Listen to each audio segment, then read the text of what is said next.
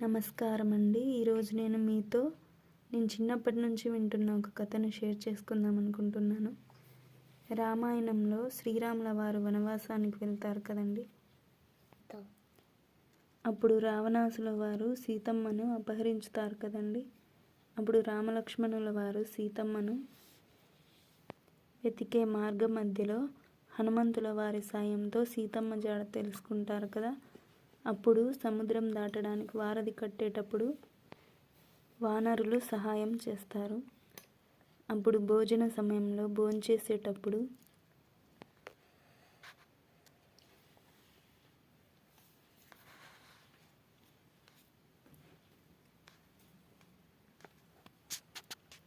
వడ్డనలో బెండకాయ కూర ఉంటుంది. ఒక్కొక్కరికి వడ్డించగా చివర ఉన్న వానరం బెండకాయ ముక్కను తీసుకొని చేత్తో వత్తుతుందండి.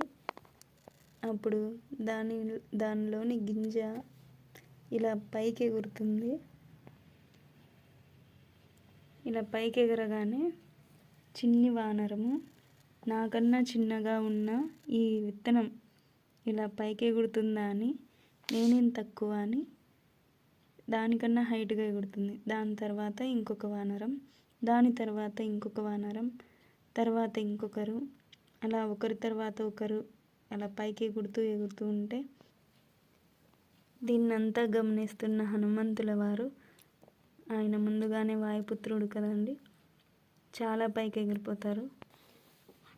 అప్పుడు ఈ భోజనానికి వేసిన ఈ పందిరంతా చెల్లాచెదరైపోతుంది.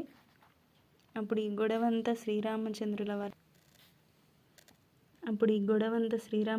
వారి దగ్గరికి వెళ్ళినప్పుడు శ్రీరామచంద్రుల వారు హనుమంతుల వారిని అడుగుతారు, ఇంతగా ఎందుకు ఇంత పైకి ఎగిరి ఇట్లంతా చెడగొట్టడం జరిగిందంటే, చూడండి స్వామి, నాకన్నా చిన్నగా ఉన్న ఈ వానరులు పైకి ఎగురుతూ నన్ను ఎక్కిరిస్తున్నారు, అందుకే నేను ఇలా చేశాను అని చెప్తే అప్పుడు ఒక్కొక్కరిని అడగగా చివరిగా ఈ చిన్ని వానరం దగ్గరికి వచ్చి అడుగుతారు, ఎందుకు ఇలా చేసావంటే, అప్పుడు నేను అన్నం తింటుంటే దాంట్లో బెండకాయ ముక్క వచ్చింది, దాన్ని అలా చేత్తో ఒత్తగానే దాంట్లోని గింజ పైకి ఎగిరిందని అది చెప్తుంది. అదే కథ అండి. చాలా ఫన్నీగా ఉంది కదా. తప్పు ఏమైనా ఉంటే క్షమించండి.